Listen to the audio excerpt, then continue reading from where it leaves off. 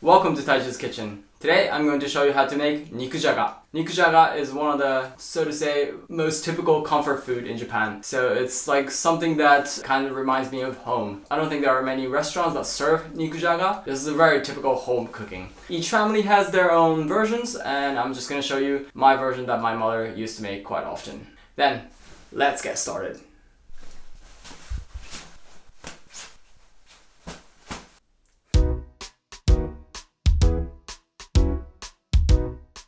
Here are the ingredients for Nikujaga.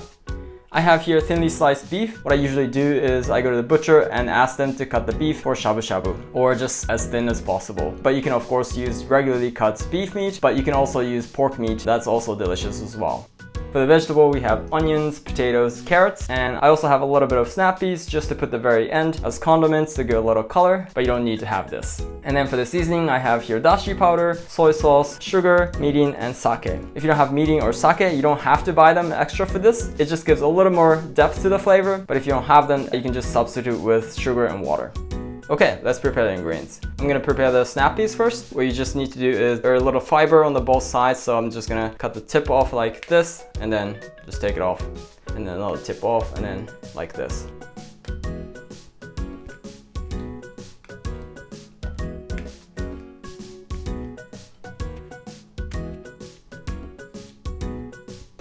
Beef meat is already thinly sliced and cut up, so I'm not gonna do anything to that. So for the potato, I'm not going to peel off the skin, but if you prefer to peel them, then of course you can do that. I'm just going to take off parts like these, where it's a little darker or the sprouts may come out.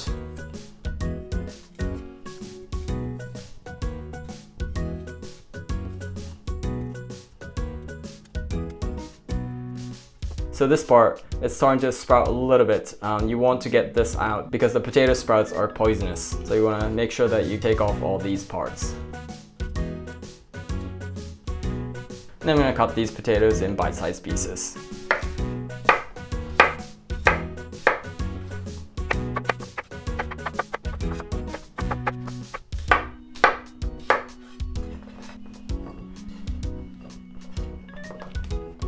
Then I'm going to cut up the carrots. I'm going to take a little bit of part where it's maybe damaged or darker.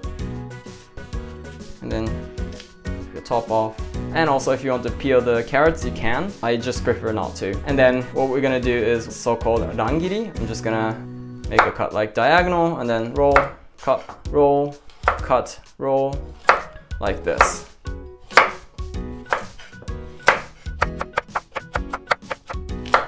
We do this just to have a little funny kind of neat shape like this.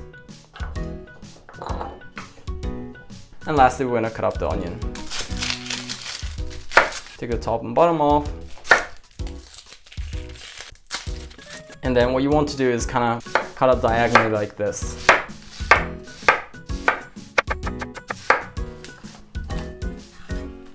All the ingredients are cut up and prepared. Let's start cooking. I'm going to heat the medium-sized pot with high heat. And here I'm going to put in about a teaspoon of frying oil. Any frying oil will do. So once the pan is heated, I'm going to put in the beef. I'm just going to give it a little searing effect. And once the meat is a little bit brown, I'm going to put in all the rest of the ingredients. Cool. So this pot is way too small for this. I'm going to use a bigger pot.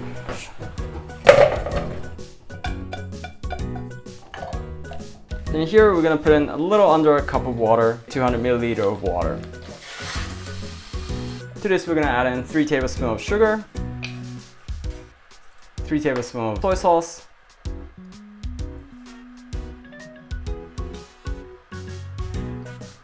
and also 3 tablespoons of mirin. If you don't have mirin, then instead add another tablespoon of sugar. Then also 3 tablespoons of sake.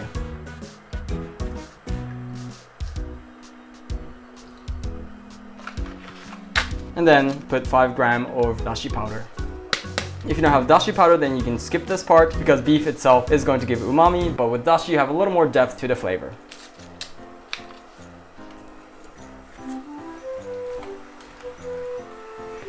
Then we're going to wait until this comes to boil. So you want to give it a little mix every now and then so that all the parts will get heated evenly.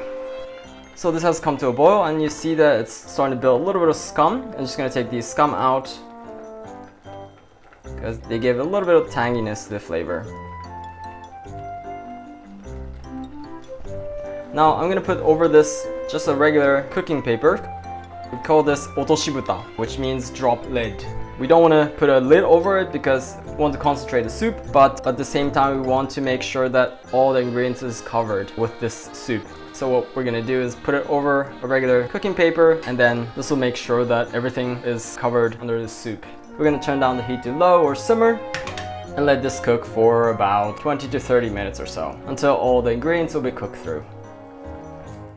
While we're at it, I'm gonna boil the snap peas. I'm gonna bring the water to boil, put a little bit of salt, half a teaspoon or so. So the water is boiling, I'm gonna put in the snap peas and just very lightly cook this for about like 20 seconds. So just that, I think it's good. I'm gonna turn the heat off and then put this on cold water. Otherwise it just gets cooked further with its own heat. Yep, this looks good. I think a lot of Western cooking, people cook the vegetable way too much. So just slightly cooked is better for the taste and also for the nutrients. So this is finished. So about 20 minutes has passed. The water has vapored a little bit. Let's see. Yeah, it's cooked through. Let's see if the carrots are also cooked through. Yup, cooked through. Okay, let's put it on a plate.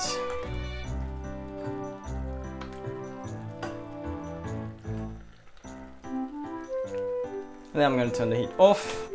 What you actually want to do is you want to cover this with this otoshibuta, the drop lid, and then let it cool off like this. Because it's actually going to taste better once it gets cooled off. Because as the ingredients cool off, they soak up all the flavor. So this is ready, but actually the next day is going to taste much better. So leave it at that and let it cool. And then on the next day you can heat it again. And that's going to taste better because the ingredients have soaked up all the juice and all the goodness.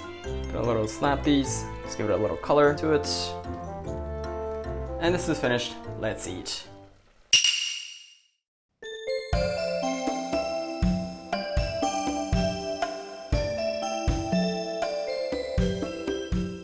Okay, let's eat.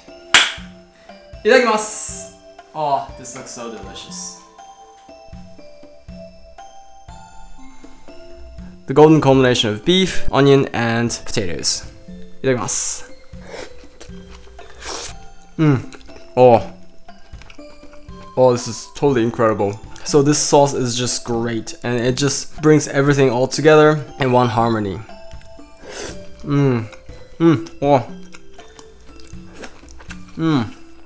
Oh, this is just totally great combination.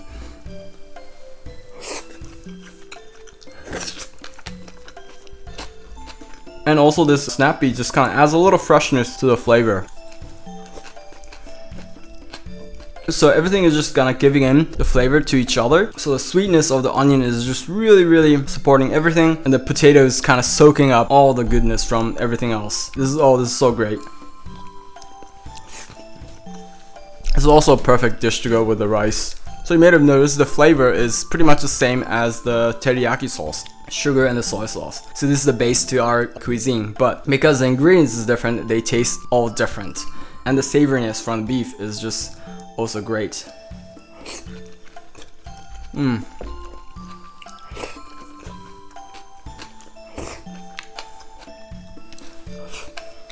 So like I mentioned earlier, you can make this with pork meat and that's also delicious. Or also if you're a vegetarian, you can make it without any meat. And then in that case, I would add in kombu and dry shiitake to that so that it'll still have the savoriness to it.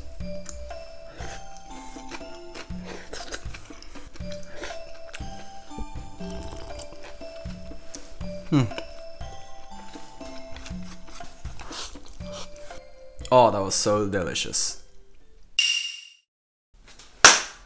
ごちそうさまでした.